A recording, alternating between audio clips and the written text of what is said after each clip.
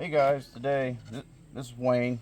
Today I'm going to show you how I'm going to make a simple way to cut sandpaper instead of having to use a pair of scissors or a utility knife and having to fold it and back and forth, and so it'll come down, it's ripping like it should. So I'm going to show you a simple way of making a sandpaper cutter. I started off with a board that I made it's 14 by 14 inches. That way I'm going to be able to put a hole in it so I can hang it up when I want to inside and keep it out of the weather. But anyhow, I'm going to show you what it is, what I got to do to make a sandpaper cutter, and it'll work. You'll never have to worry about ever again. It'll be really easy then to cut sandpaper, quarter sheets of sandpaper. That's for when you have a quarter sheet sander. So, but anyhow, all right, guys. Now I'm gonna go ahead and this is just a piece of scrap plywood that I have. It's 3/8 inch thick. Now I could change my blade over and put a plywood blade on here to cross cut it, but I'm just going to put a piece of 2-inch wide painter's tape on there. That'll minimize the tear out. You might get a little bit on it, but not a whole lot. And that's just that way it's not hard. That way you don't got to turn around and change blades every time you turn around. So just for this little project like this especially. So anyway, I'm getting ready to turn the saw on, so it's going to get pretty loud. So here we go.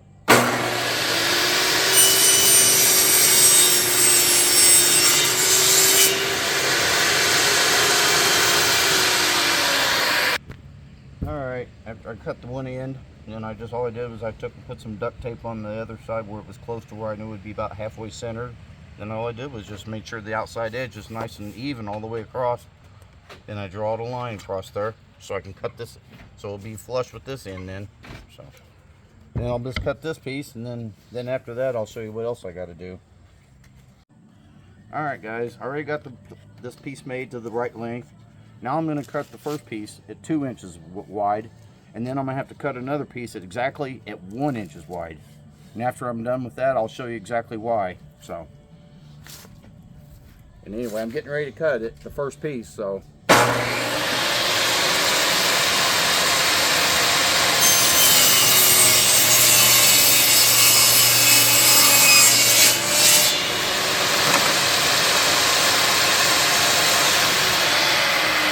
Alright, hey guys, this is Wayne again.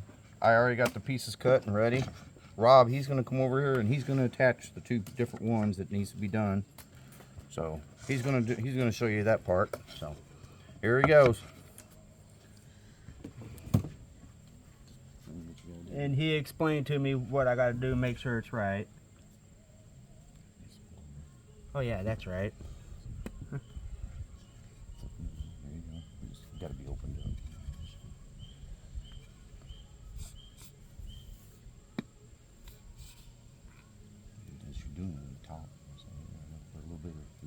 Yeah, putting a little bit down through here. He told me make sure it's thin. Do I need to go all the way up? No, just a little on there. There you go. But now, gotta make sure it's on there square-ish, level, even, whatever. The outside edge has to be. Yeah.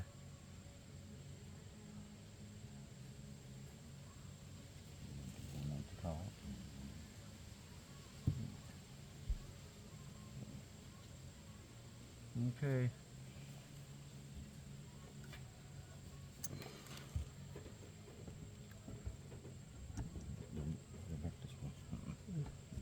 Right there. Noise alert. Check that in. Make sure it's flush.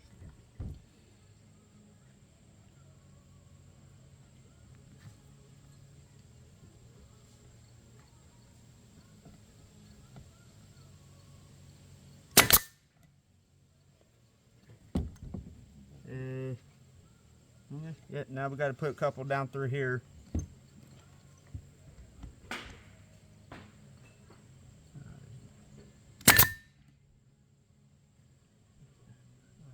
there.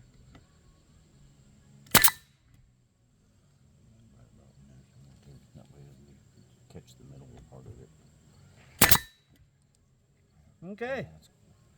And that should be fine, right? Yep. That'll be good for that part. Okay. Now these here, we gotta even these ones up. Well, this in here you don't glue down or nail because of the piano hinge. Put a piano hinge on there. And About halfway in between the two pieces. yeah. Make sure they're flush on both ends. Now Alright guys, we have you in a different position, but we got these figured out where it's going to be. Now we're going to pre-drill a hole in a couple, the top part and then the bottom. same thing on the other side. Just Yeah. do your top ones and your bottom one first on one side. Same thing on the other side. Top and then the bottom, and then you can do the in-between part afterwards. That will keep it from moving on you afterwards. Yeah, we got the screws, everything set up, ready to go. So now we're going to pre-drill a We're hole. going to pre-drill the holes using one of those for doing hinges, which I like to use. Just go straight up. Make sure you go straight up and down on it. Yeah, make sure it's in the middle. Yep. Not very deep, right? No, it won't go too deep. Yeah, just a little bit, just to get a good start. Nope, that's right. There you go. You don't have to go very far. Yeah, Okay. there you go. There's one. There you go. And there's another. Now, Screw. set. Screw in it. Okay. There's another screw. Go ahead and put that one in the bottom part. That way you got them all, they're already set in there. It can't slide anymore. It can't go nowhere if it's already in there. Okay. Look, there you go. It came out. It's alright. It's not that. So there you go. Just go slow. Don't go fast. Just take your time when you're putting them in. Once it's flush, that's all you need to do.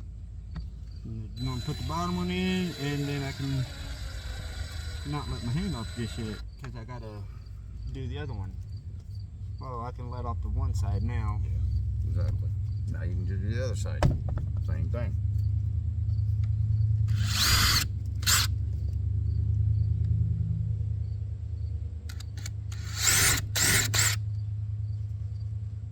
Okay.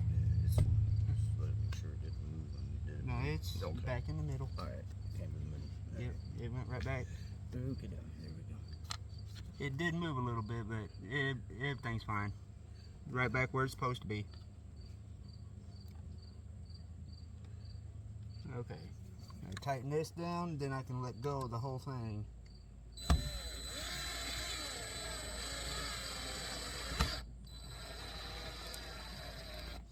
That one wanted to slip out.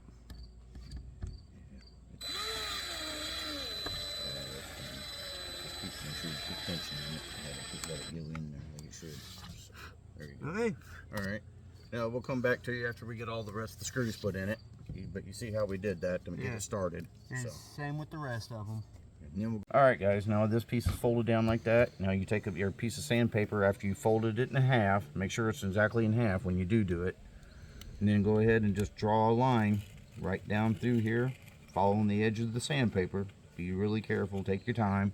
May have to do over just a little bit more, but usually one time's usually the best, but works mostly. Anyway, and then here shortly I'll show you how we go. I'm gonna have to pre-drill some holes and attach this blade to it, and then I'll show you how it works. All right, now we got the holes pre-drilled, and we're gonna put the screw in it. You got a washer on the bottom of the blade, and then you got a washer on the top. Just put it in. In this case, I use some hex head screws, which I like them. They work pretty good. Yeah, and I got to get my other washers for it. Put one here. Put one underneath of it again. Like that. And then my other washer, which it was right here. I got it. I found it right here. Put it on the screw. Get it in there. Got the hole. And go ahead and attach this one.